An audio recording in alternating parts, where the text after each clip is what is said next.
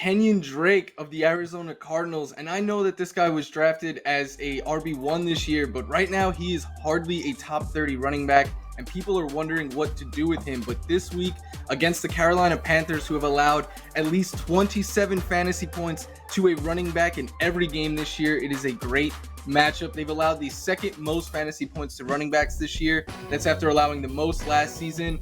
And the issue for Drake has been that Kyler Murray is stealing all of his rushing touchdowns. Well, this week against the Panthers team, they've already allowed 7 touchdowns to running backs after allowing the most last season. So if Kyler Murray is ever going to find the end zone, if Kenyan Drake is ever going to find the end zone, I think it is this week.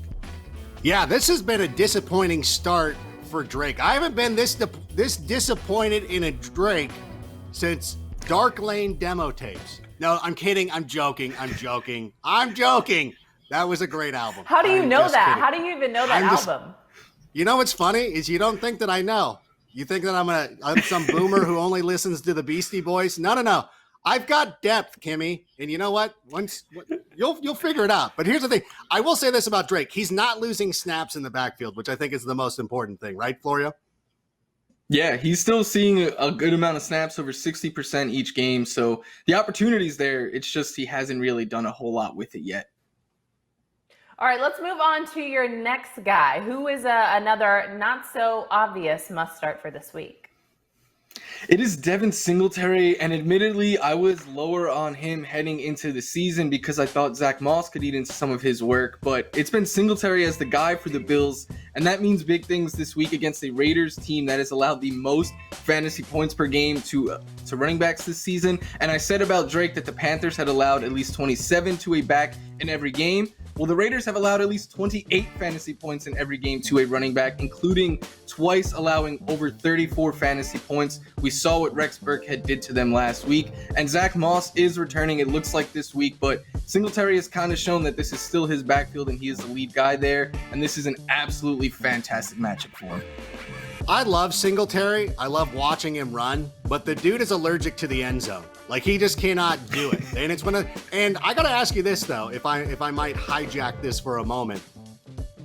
If you have Derrick Henry and now he's on a bye, would you put Zach Moss in the flex spot? I'm asking not for a friend, but for me specifically in my league of record, because I might have to do that.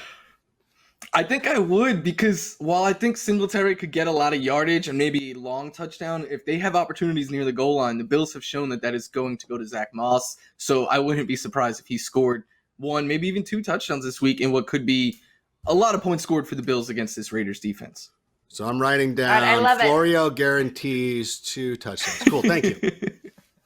All right, tweet at Florio if that doesn't work out for you, Adam Ring, just like all the people who tweet at us when we make a suggestion and the numbers tell us to do so, and then that guy completely flops. A guy like Gardner Minshew, amongst others. I'm still a little salty about that game because I had him starting. But anyway, let's get to your third guy. This is another wide receiver. Who's your last one on that not-so-obvious must-start list for Week 4?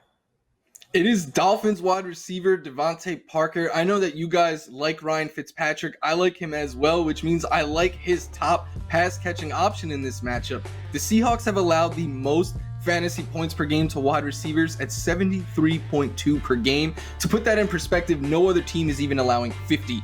They've allowed 378.8 receiving yards per game. No one else is even allowing 250 receiving yards to wide receivers. This is a game where the Dolphins could be chasing points and have to throw a lot. And to make you feel even a little bit better about DeVante Parker, they played last week on Thursday, so he'll get a little bit extra rest for that hamstring that's been bothering him. Do you like other Miami Dolphins, Myles Gaskin, Gesicki, those guys? Would you also start them as well? Yeah, I like those guys. I like Gesicki a little bit more than Gaskin, and I think Preston Williams is like a flex sleeper this week because they could have to just throw the ball a bunch.